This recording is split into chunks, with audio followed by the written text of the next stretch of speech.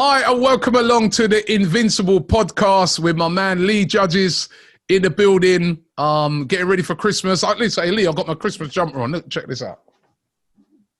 Oh, yes. I like that, Christmas party jumper. Christmas party jumper. And I'll tell you what, I'm feeling a lot more in the Christmas spirit, despite the fact that I had COVID the other day. I'm free of that. Free? You're free? Free of the COVID thing. Although not everybody's free of it. That's why we're doing it remotely, because all of the camera guys and that, I think they're all out from tomorrow.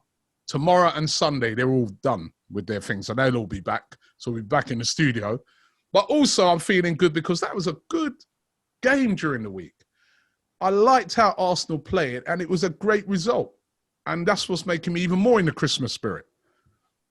Fantastic. I've got to say this, Robbie, the last two games, after the Everton game, which was like, I'm still annoyed about that, still back in my mind, you know what I mean? If only.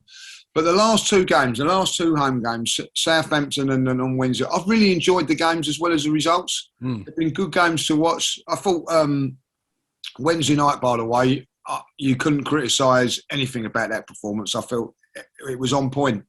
Everybody was on point, and I'm going to say the manager as well, like everything is done well. You know, I've been a big critic of Mikel over the last few weeks, and rightly so. You know, I think he's very, very fortunate. But a brave decision, I'm going to say this, a brave decision to play the same players after the Everton game. You know what I mean? He could have changed 3, 4, 5 players that day. But I thought that was a bold decision, and it's paid off because I think the players have looked at it and thought, well, we was lucky to be still playing, and they've put in a performance. And so fair play, giving the manager a little bit of praise when it's deserved. But I'm still not convinced. He's still got to do a lot more to convince me, Robbie. And beating Leeds and Norwich, I'm not being horrible. You know, Leeds got a lot of injuries. Norwich bottom of the league. I'm expecting 6 points from the next 2 games. Yeah, you know, but this is the problem, Lee, right, with us, is the inconsistency, especially away from home. Now, like you said, there is an opportunity over the next couple of games now to really, I mean, if we win this weekend, I think if we win this weekend, we'll go into Christmas in the top 4 places, which we would never have thought that at the start of this season, right? And the next 2 games after these games, and we'll go back and talk about West Ham in a bit more detail, but the next 2 games are what you call, and I hate saying it because every time Everton was a winnable game and Everton had loads of players missing. And we saw Everton actually the other night when they played Chelsea, they got a great draw against Chelsea with loads of players missing. So it doesn't just mean that because loads of players missing that it's going to be a game that you're going to win, but you'd expect Arsenal to we've got a much better chance now against Leeds because of the players that they've got missing. They've got so many of their key players missing. It's a big opportunity, but there's a thing with Arsenal. Every time they get in these little opportunities thrown their way, they mess it up. They can't afford to do it this time. Exactly, and that's why you've got that reservations about going to Leeds and all that. You know, I'm not confident that we can go there and win. I'm optimistic, but and I feel that we should. But it was a crunch game Wednesday, Robbie. I mean, that was that we had the opportunity to go forth. I feel against the team above us. I think that was a massive statement on Wednesday. When we said, we fouled in the past, well, we didn't foul this time. We actually got the job done and looked a better side all the way through. Now, I know West Ham have got injuries and things like that, but listen, when we had injuries against Brentford, no one felt sorry for us. No one sort of said, you got injuries or whatever, or COVID or whatever. You know, we're crap and that was it. Like, you know what I mean? Same old Arsenal laughing at us. And people like myself overreacting probably because of the result as well, as fans do. So when teams are injured, I don't care.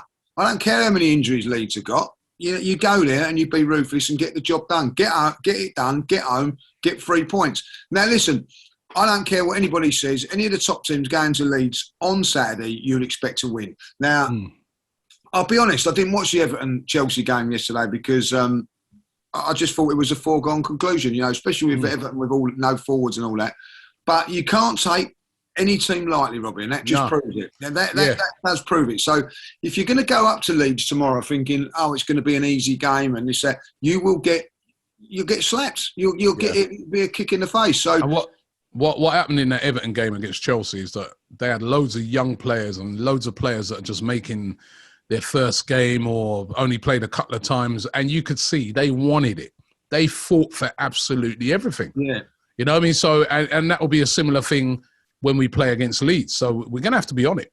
Yeah, 100% we're going to have to be on it. And it will show, this game, these are the games, you know, which will show me if Mikel is got what it takes to become a successful Arsenal manager. Not games against West Ham at home and Southampton at home. These are the games where you've got to go in there, tactically be strong, get the mindset right of the players, all those sort of ingredients that are needed. He has to do it. And he keeps fouling, you know what I mean? Man United and Everton was a big foul on his CV at this moment in time. And as far as I'm concerned, as you know, I keep, you know, people really frustrates me a little bit, people on Twitter and everything like that, you know what I mean? When that Arsenal win a game, oh, it's Arteta in now, oh, you're Arteta in now, or you're Arteta out and all that. The fact of the matter is, Robbie, he's not going to get sacked unless we go on a 5, 6, 7 game losing streak. Hell do I not want that. So from me, you just got to say I don't care about him as a manager at the moment now. What it is about us getting results. And if he doesn't get the results, I'm going to be on him. If he does, I'm going to be sticking up for him. It's as simple as that. So some of these people sometimes I find I have to say, it's a bit childish. You know, you can criticise a manager if you think, and you can praise the same guy that you criticise. You know, this thing about, oh, you're flip-flopping. It's not a matter of flip-flopping. It's a matter of you want your opinion to be changed. There are managers sometimes that are going through at the moment, you know, you might have some Chelsea fans maybe having a little bit of a go at Tuchel. They're not flip-flopping. They've just been unhappy over the last few games. There's nothing wrong with that. I don't get this thing that, oh, because you said that, you now have to stick to that no matter what. I'm sorry. When it comes to me, I want my mind to be changed. Because if Arteta's doing well, Arsenal are doing well. 100%. We're Arsenal fans. That's what we are. We are Arsenal fans because managers, players come and go, but we're Arsenal fans. And I just want the club to do well. And I think, you know, over the last couple of games, I think in particular Wednesday, because the Southampton game was good, but we started off a bit shaky. And then we grew into the game and we scored a wonderful goal in that game. It was great football. And I think that game, that victory gave Arsenal the confidence 100%. Going into Wednesday, because confidence was low after Man United and Everton. That gave them the confidence. What I saw on Wednesday was a brilliant performance by Arsenal, right from the whistle. This is what I sometimes I'm not seeing with Arsenal. It's like we have to go a goal behind before or like against Everton, we went a goal up and basically we were just relaxing after that, you know, and then we concede again, then we go for it. What I saw on Wednesday night is Arsenal, they went for it from the off. They knew they were playing a good team. They were brave. They moved the ball brilliantly. Saka in the game was unbelievable. He just constantly just took it to them and took it to them. And they couldn't handle him. Lacazette led from the front. Martinelli, brilliant. You know, it was just a brilliant performance all round. Smith Rowe comes on, gets a goal. You know, so we know this team can do it. Yeah. We know it's in them, but it's about consistency. That's what gets you into the top four. Any of those teams fighting for the top four right now, which is us, Man United, Tottenham are right in it. You know, you can go right down even to say a team like Wolves.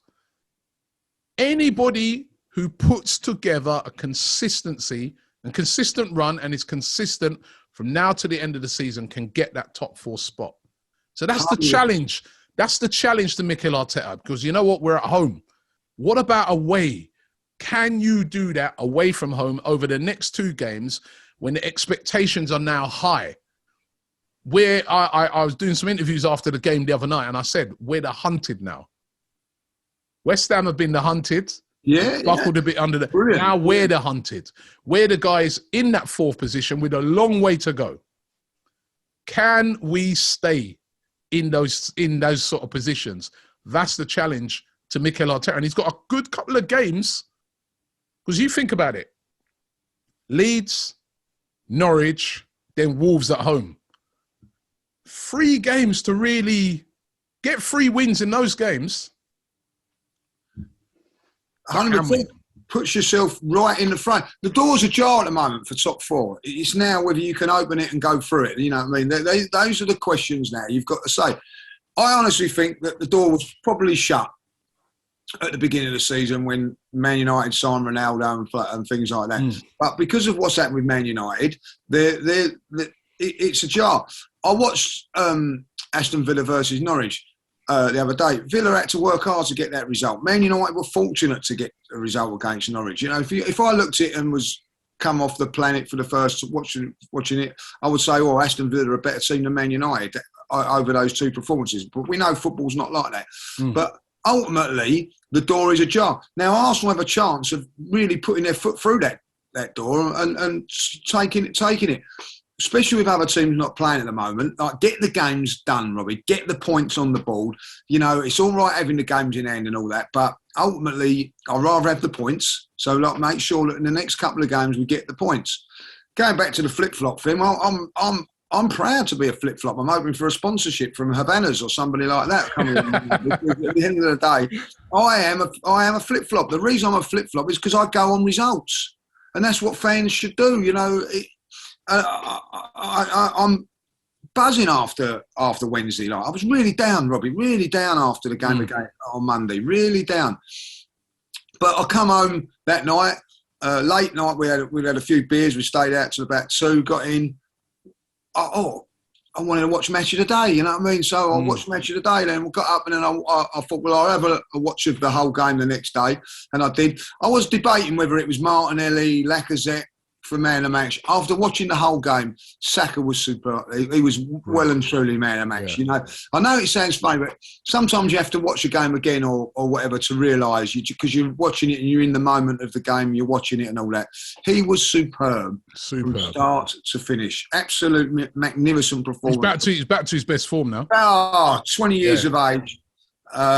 He's just a joy to watch. He really is. And how can you not be excited? And this is what I'm saying about Mikel. He's got, you know, for me now, 4 very, very exciting players. He's got Saka, Smith Rowe, Martinelli, and Odegaard as well. I'm not going to... he's 22 years of age as well. So he's only a kid, really. And I think that people think he's a lot older than what he is. So that just shows you. So them 4 players can really take Arsenal forward in so many ways. And it's such a good thing to see.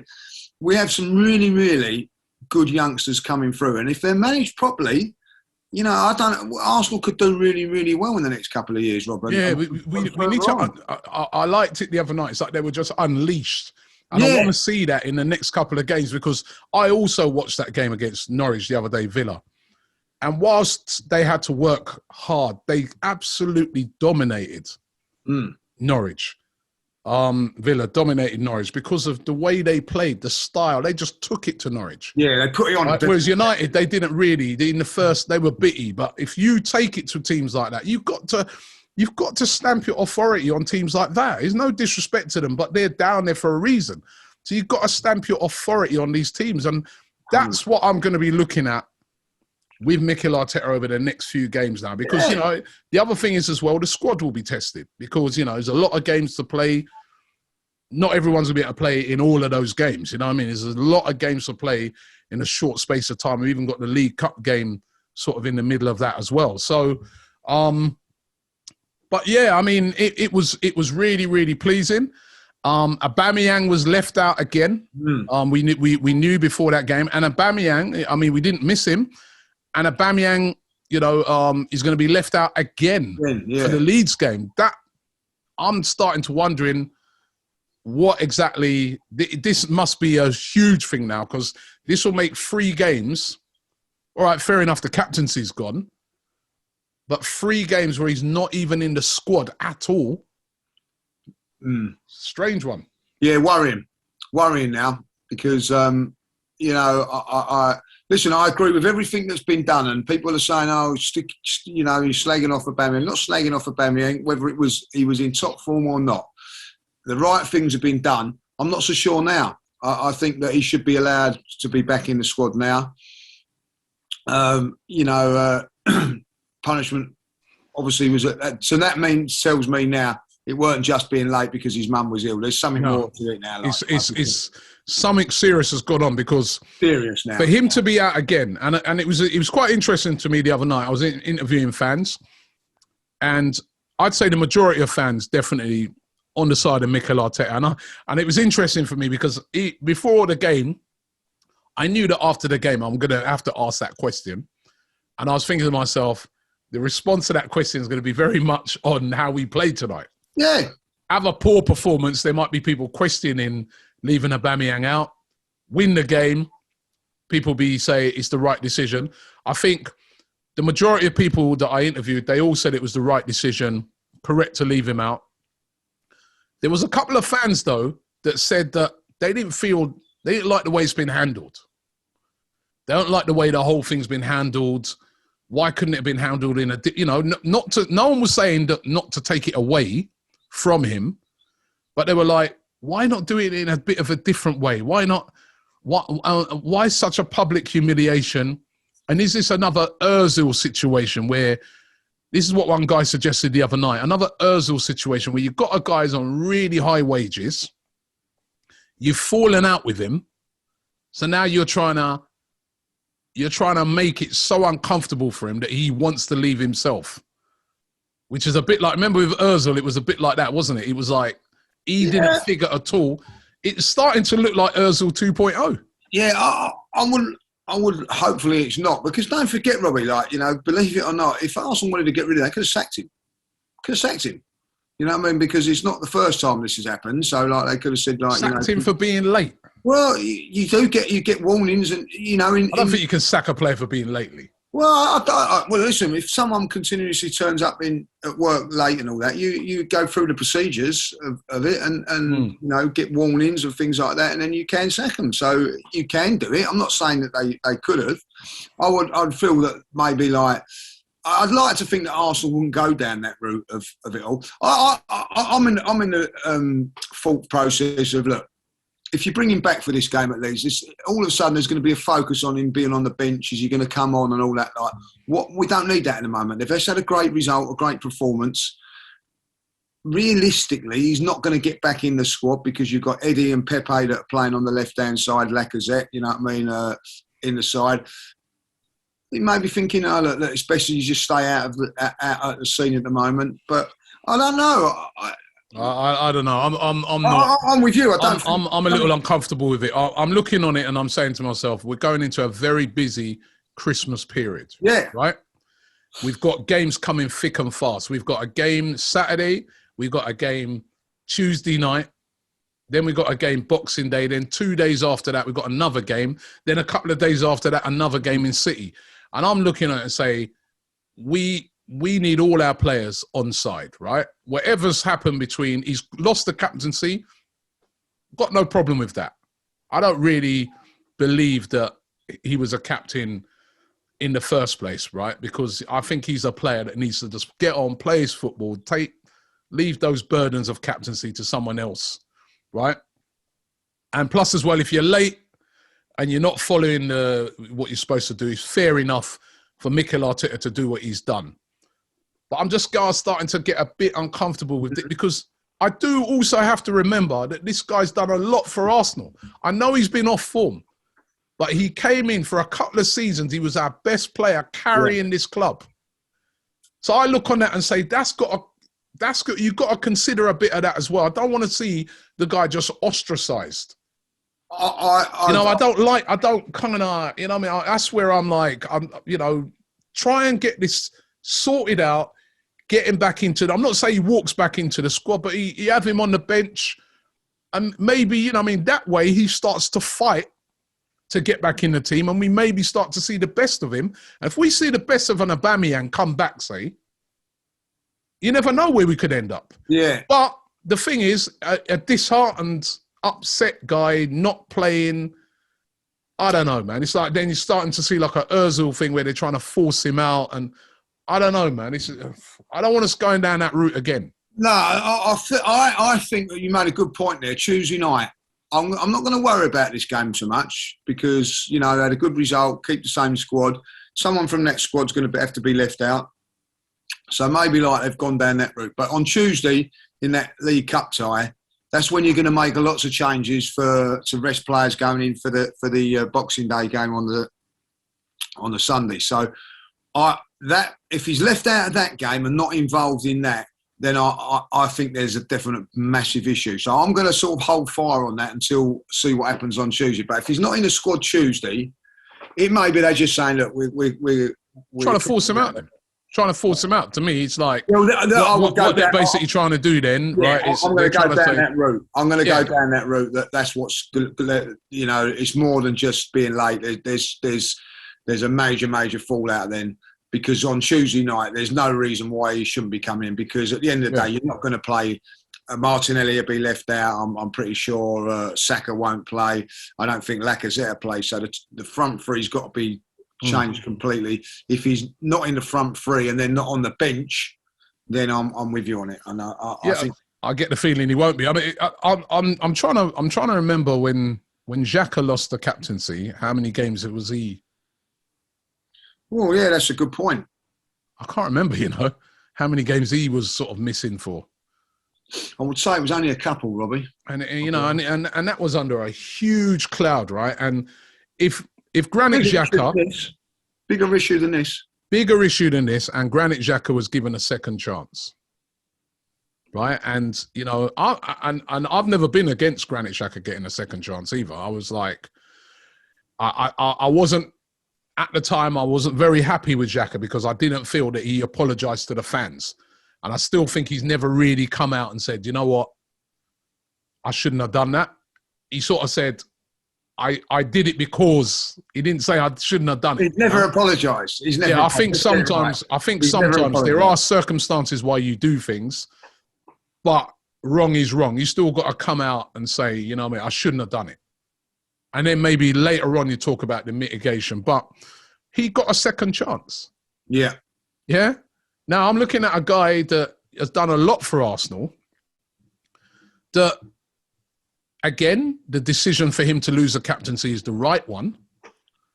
But I just hope it's not going to be a forced... I mean, listen, maybe... I don't know what's going on behind the scenes. Obviously, something big's happened.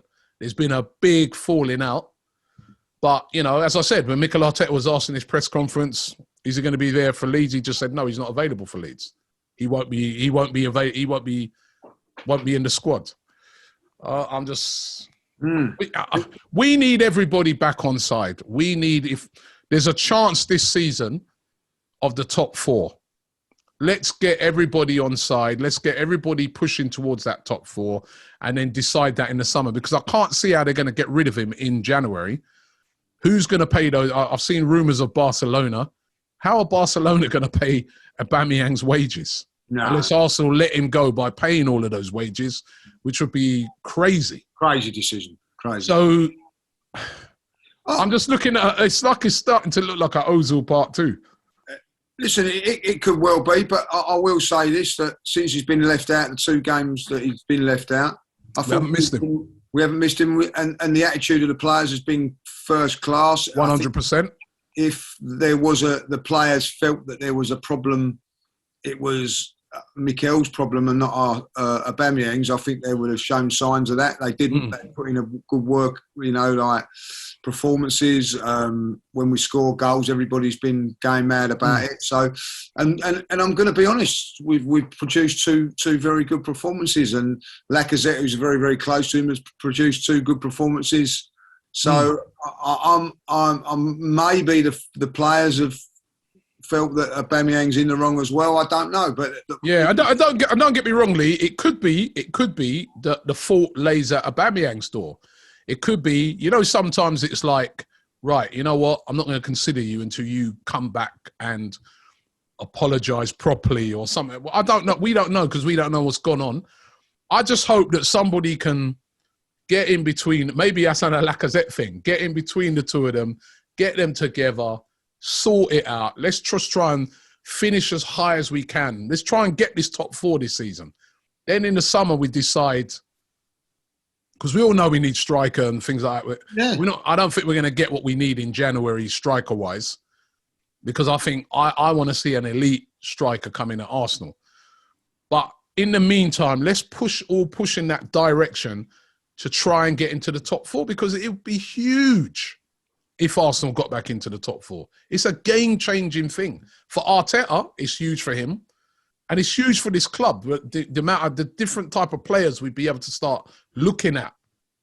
The respect starts to come back on Arsenal as a football club. 100%. And we've got a good base, haven't we? We've got a good base of the side. You know what I mean? If we could if we got to the Champions League and bring in 4 elite players, you know, on top of what we've got, wow. You know what I mean? We'd be a good side. You know what I mean? Like, you know, and we're looking like that at this moment. I thought, you know, like the youngsters is the key for me. Like, I'm not horrible about Aubameyang. I've loved what Aubameyang has done. Listen, I've always said that he's got his faults, but ultimately, I know one of the things that I wouldn't lay at his door is, even though he's not been playing well, I still think he's been working hard. Yeah. So it's not been an issue with his work rate and attitude, where you might say that about Ozil, but you certainly wouldn't say that about Aubameyang. He's just lost form for whatever reason. But for me, you know, if you're going to say to me now, Robbie, like, oh, we're going to bring back Aubameyang and we're going to leave out Martinelli, I'm not having it. You know? No. I'm not saying that. I'm not saying that at all. No. I'm saying get back in the squad, but earn your right to get back in that team. And right now, what you just said earlier, you're right. Martinelli, I mean, what his goal the other night was brilliant. Plus his work, his tenacity, right? Then as well, you can remember, even without him being there, you can always put Smith Rowe over onto that left-hand side as well. Yeah, you got definitely a problem for Aubameyang getting back into this team right now, I'm telling you. You got Pepe as well, and of course, like, you know, all of a sudden Eddie's getting minutes out there as well, like, you know what I mean? Eddie's getting minutes, which again, you know, he seems to be figuring way ahead of Pepe. That's another one. Yeah, that's not really getting. It's interesting. But listen, as long as we keep winning, who cares, right? We just want this team to keep winning. But I would like to I do feel it's important for everybody to be on board, because we don't have the biggest squad and we don't have a squad laden with quality. The more we can get everybody on board and looking at that, pointing towards that top 4, because it would be absolutely huge if we could, and there's a pathway to the top 4. There is a pathway, and we're now, after we're in December and we're on +1 on the goal average as well. That's a bit, I know people going out, I think that's a big thing for me. I've always said it. I've always, you know, looked at that. You know, you ever look at all the good teams, and you're never in minus, are you? You've always got to be on the plus. So when you're in the plus, it means things are going in the right direction.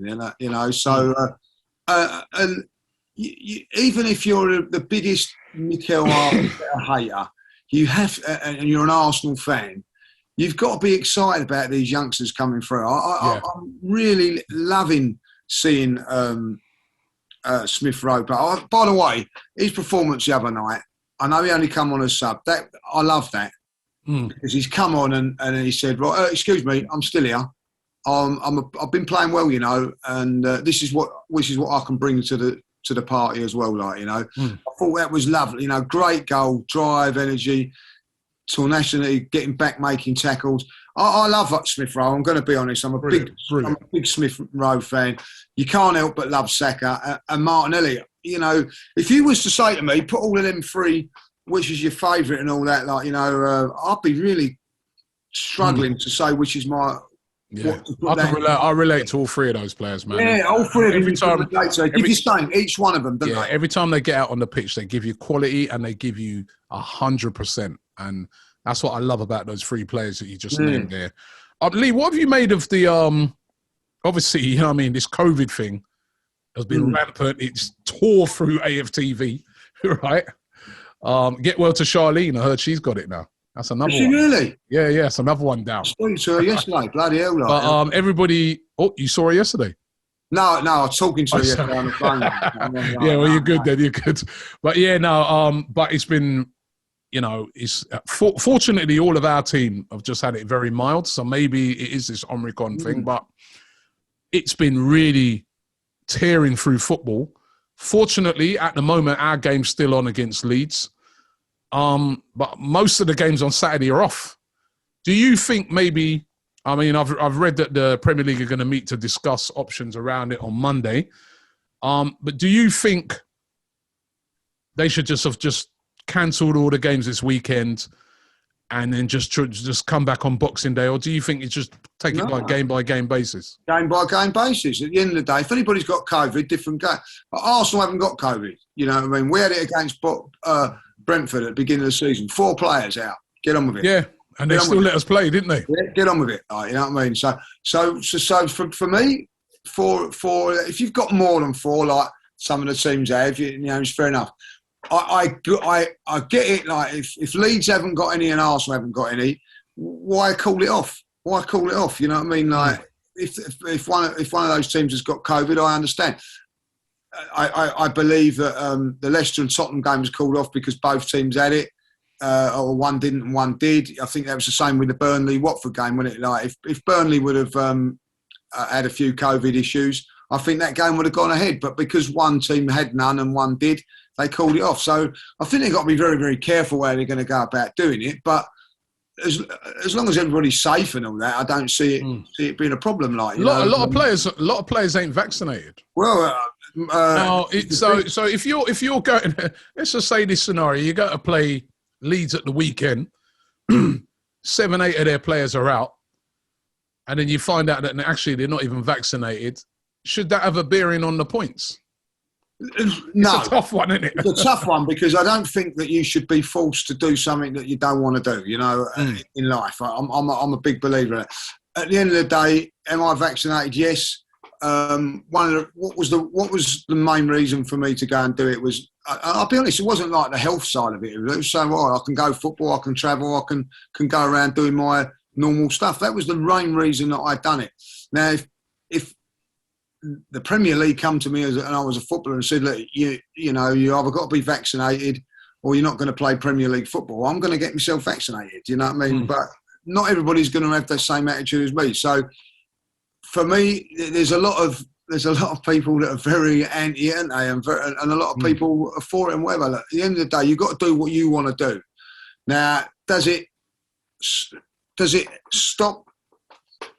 Because I'm vaccinated, does it stop me giving it to somebody else? No, I don't believe that it does. So when people turn around and say, oh, you're not getting vaccinated, you're giving it to someone else. No, because if you're vaccinated. So you have to look at it from a rational point of view. If you want it done, you want it done. But if I was a player, I would have it done because I want to play football, Robbie. Like, the other thing is, Lee, no one's mentioned the fans in this. I've noticed from the other day, I've not heard no one mention the fans. Now, when I was going to the Arsenal game the other night, I'm thinking to myself, because remember, they bought in that thing now where you've got to show a vaccine passport, which, by the way, I didn't see not one person show a part. There, I don't know if you had to do it. Yeah, no, we didn't. Nobody asked me for mine. I didn't see not one person show that going into that game. Did you? I didn't, but I'm going to take it as a massive under-compliment to us because I reckon they looked at us and said, "Oh, they're over 50. They've probably." Listen, they didn't. Yeah. You know, so where I went in, they didn't ask not one person. Whether they was asking younger people to show it, I don't know, but I wasn't. The fact of the matter is, Robbie, let's be honest. I was fortunate enough. I was at hospitality on Wednesday, so we had to be there early. But like, you ain't going to get to that game 2 hours early to get through and all that. Like, you know, 60,000 people to go through that. And I'll tell you what, I don't know about you on your pass thing. If you have to keep putting your email in it, and then you go into you have to put your password into it, and then it comes up, and now when you're at the Emirates, you know, to get a signal around there and on the internet is a no-go. I was in there at 5:30, texting away, whatever, like, you know, and then it gets to 7 o'clock, 7:30. I couldn't get through it, you know, when there's so many people. So I don't know how they're going to manage it with no internet connection and whatever. I don't know how they're going to work it, Rob. I really don't. But I was going to ask you this question, Lee, right? Should games even be, you know, they're cancelling games for players. right? Because the players are getting COVID. Should games even be on? What about the fans? No one's really considered the fans in this. Because as I was going back to what I was saying, when I was going to that game the other night, I'm thinking to myself, I'm not really fearful because I've already had it. Yeah? I've already had it like about a week or so ago. I've come out of it, so I'm not fearful. But I'm thinking there might be fans going to that thinking to themselves, you know what? Do I really want to mix with a load of fans tonight? I've got the way they're saying this thing's spreading, this particular variant. I mean, I think at one time they were saying 70% of all the cases are in London.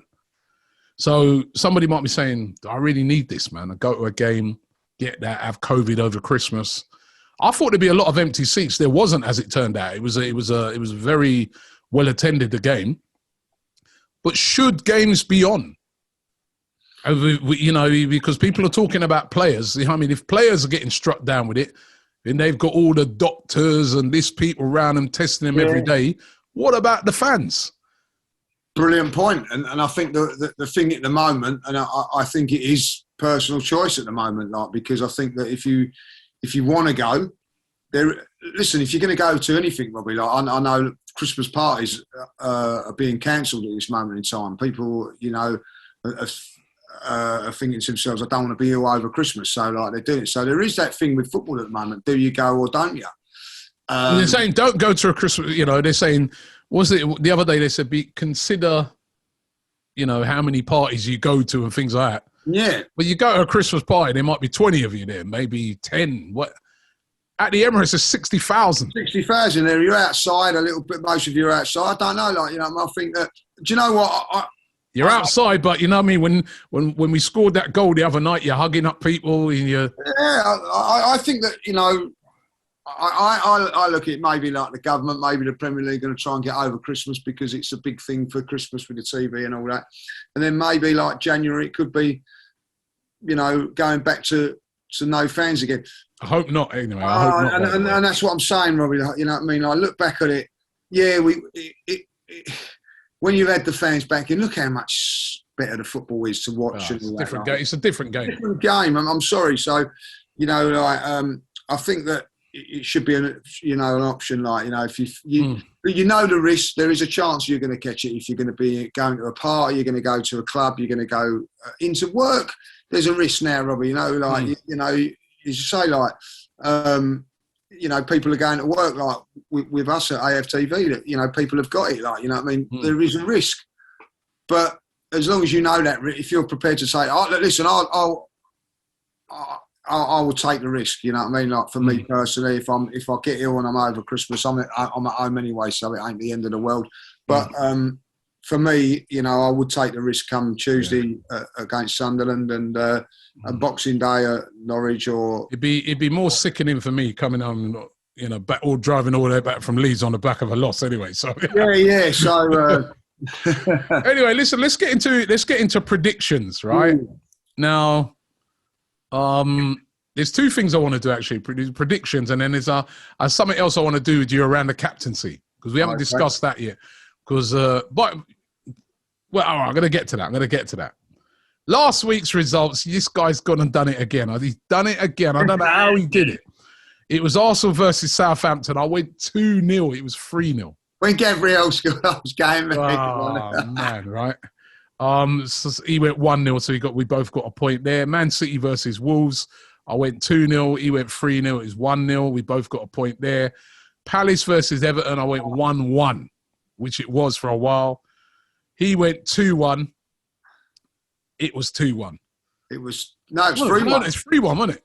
2-1 in the 94th bloody minute. Like, yeah, 2-1, Gallagher. You know what I mean? And you enjoyed that goal, didn't you? Because you brought it up. Right, that's the one that won it for him because Norwich versus Man United, we both went for United winning. I went 3-1. He went 2-1. It was 1-0.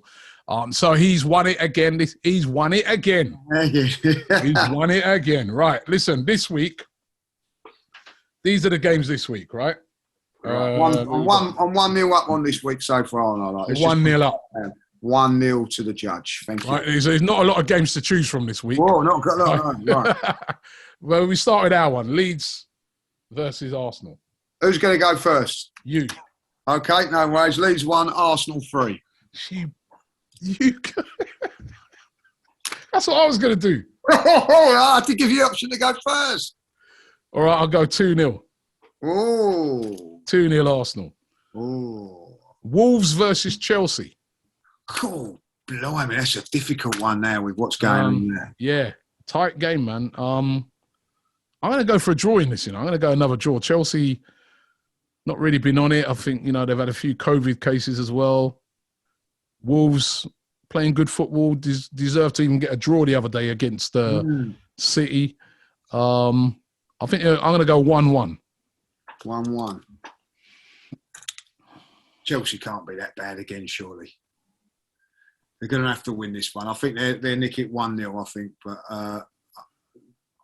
okay, 1-0. Yeah, I'm going to Newcastle versus Manchester City. City put 7 past Leeds. Who is it at Newcastle? At Newcastle. Who's first on it? Me? No, me. I'm first. So 2-0. I'm going to go 4-0. I think this is going to be another beatdown, man. City are good. And final game, Spurs versus Liverpool. You wouldn't want to be you're coming back. You ain't played a game for ages, and then you come back and you got to face Liverpool. They look good the other night. You to go first on this one. 3-1 to Liverpool. 2-0 Liverpool. 2-0. Okay. You guys can predict along as well. Predict along. Use the comments below and give us your predictions on those. We've only gone one different on this week, but so it could come down to who's going to get that scoreline right, Yeah. The other thing I wanted to speak to you about is the captaincy now, right? Because you've heard about the leadership group. Lacazette was a captain in the last game. I think he led from the front. He did very well. And who for you should get the captaincy? At the moment, I'll keep with Lacazette to the end of the season. I'll be honest. I said that as well. But all right, beyond that, I think who's your captain? 4 or 5 that I would go for, which is a great thing. Maybe even 6. Which when I would actually have said 2 for a year ago, you couldn't even think of one. So I would go Gabriel or Ben White would be one within there. Tierney, Ramsdale, Odegaard, and an outside bet Saka. But for me, if he carries on going the way that he's going with form and not having injuries, I would go Tierney. But I think Tierney has to have an injury. If he keeps breaking down with injuries, then I'm going to go Gabriel. Okay. I'm going to go...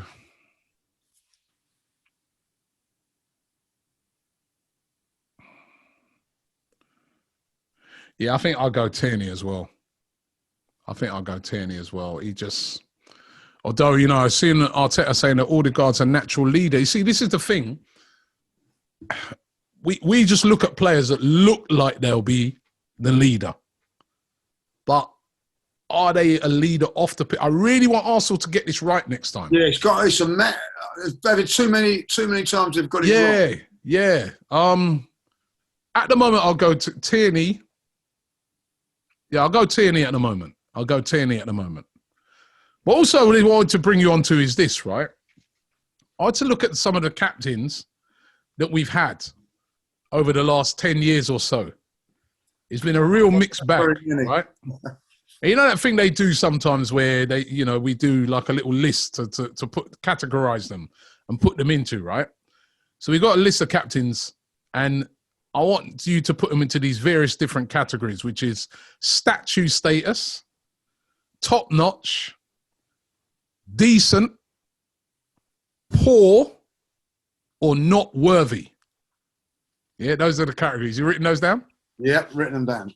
So statue status, top notch, decent, poor, or not worthy. Right? We'll start off with Tony Adams. Stature. Statue status. Yeah, well, he's got a statue anyway. Got a statue, so it goes. and I don't think you can disagree with that. Right? Okay. Next captain I'm going to go with is Thierry Henry. Remember, Thierry Henry was captain as well. Decent. Yeah. Okay. Because again, he wasn't really captain material. Not really for me. See, that's what I mean. We do this a lot. Not really for me. Robin van Persie was captain. He was decent, wasn't he? Decent captain, I thought. Okay. Cesc Fabregas. Top notch. Why? Led by example. Leader on the pitch? Leader? Yeah. Or you just think? Leader on the pitch. Just the way he played. I wouldn't say he was a natural leader and not in the status of Adams and Vieira, but I felt misguided towards the end, obviously. But I felt that he... In Barcelona shirt. Yeah, well... But I think at times he dragged the team through just one of his performances. Okay, so top notch. Yeah, top notch. All right, top notch. By the way, William Gallas.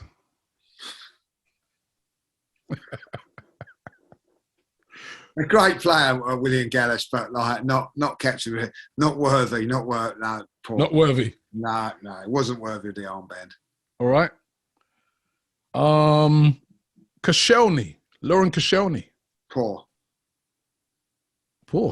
Yeah. Why? Mate.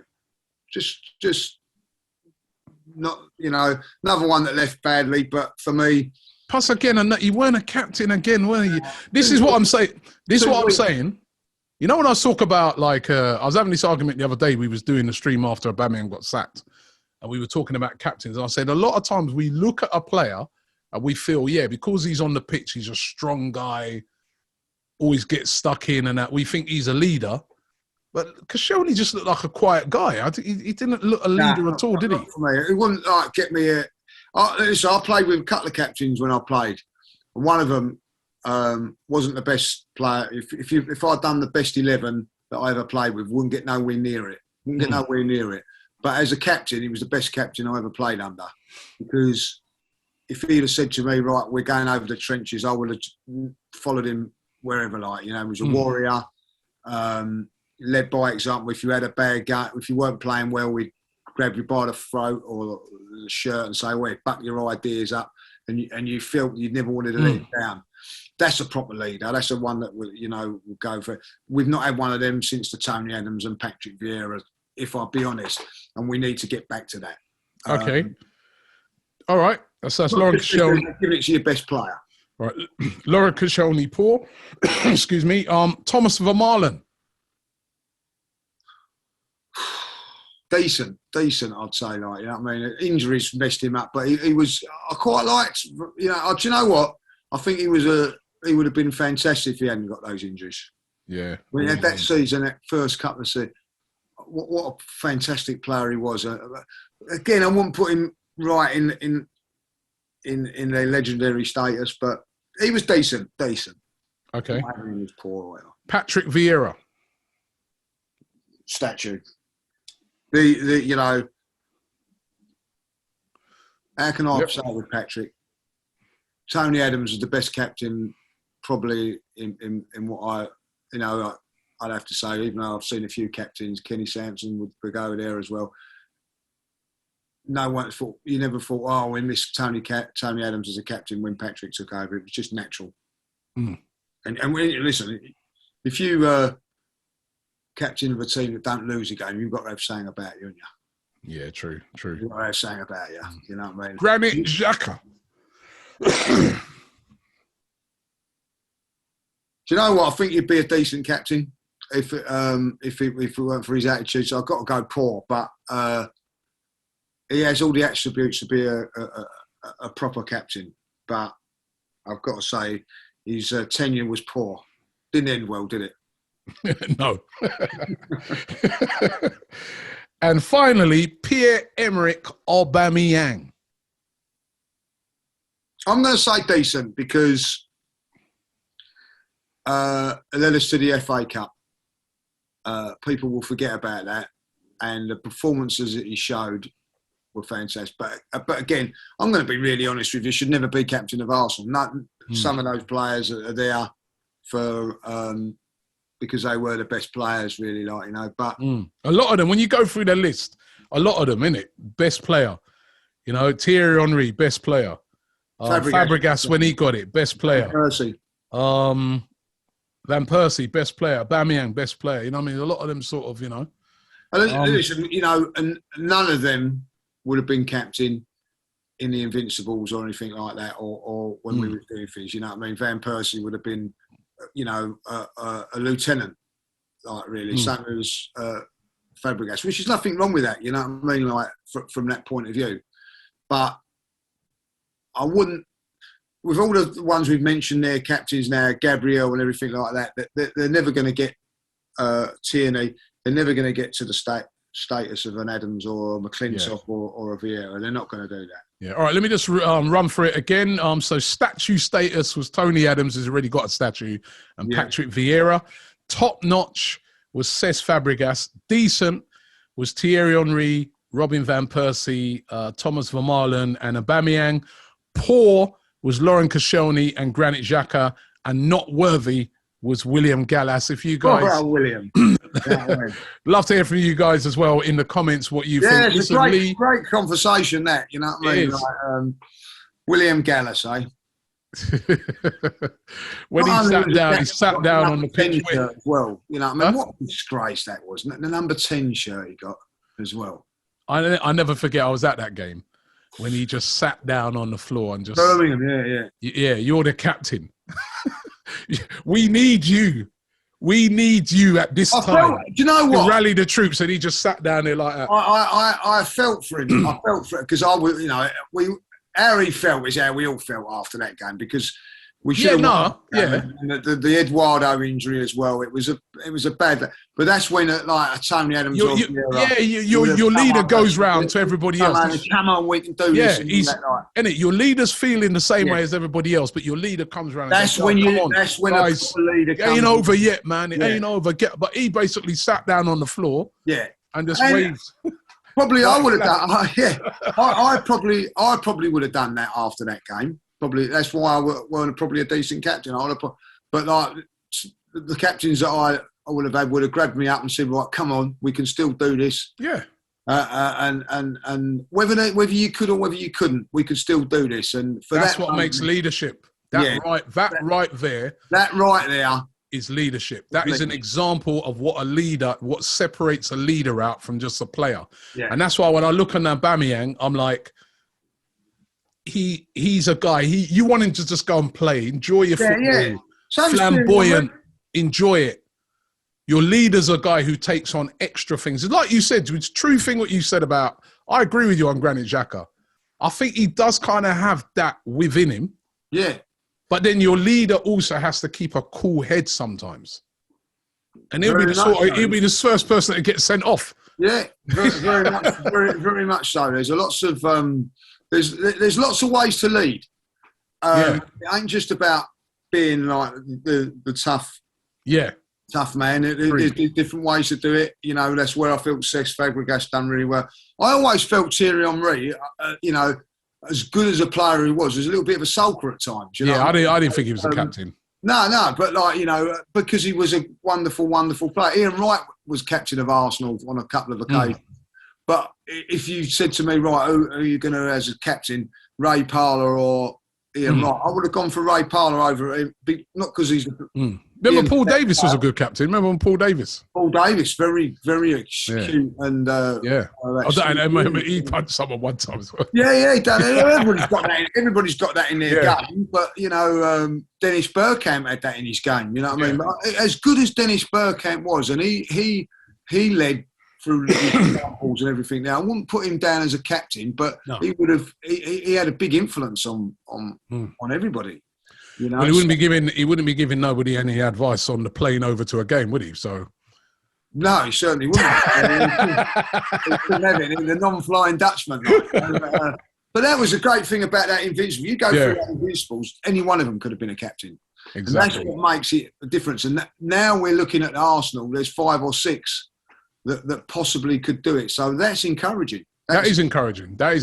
Well, listen, Lee, thank you very much, man. I really enjoyed this. Enjoyed that. Hopefully we'll be back in the studio next week. You know what I mean? Depending on you, I think, because we've all had it already now. So we're all back for next week. But I'm okay, like, you know. So yeah. Listen, you stay safe, mate. Stay safe. No problem, you know. Right, stay safe. Everybody else stay safe, and for real, everybody stay safe over the Christmas, man, and let's get through this. Let's learn to live with this thing, man. It ain't going away. We've got to learn to live with it. We really have to. But thank you very much, Lee. Thank you to everybody. Don't forget you can download this podcast on all the usual formats. Subscribe here as well to AFTV and check out all of our content over the Christmas. We'll be up there at the game against Leeds. So make sure you check it out. Also doing our watch along as usual. And thank you very much and have yourself a great Christmas.